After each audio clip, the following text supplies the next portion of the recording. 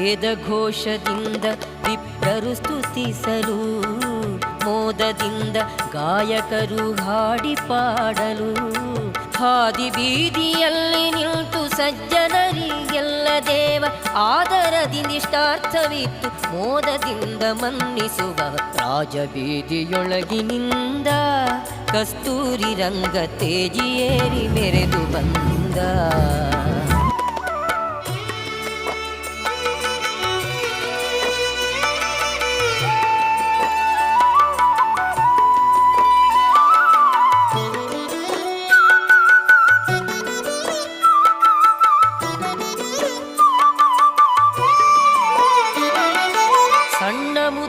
ತೆತ್ತಿಸಿದ ಸಕಲಾತಿಗೊಂಡ್ಯ, ಹೊನ್ನ ತೆತ್ತಿಸಿದ ಹೊಸ ಹೊಳೆವ ಸೊಬಗಿನ ಉನ್ನಂತ ಗುಣರಾಯ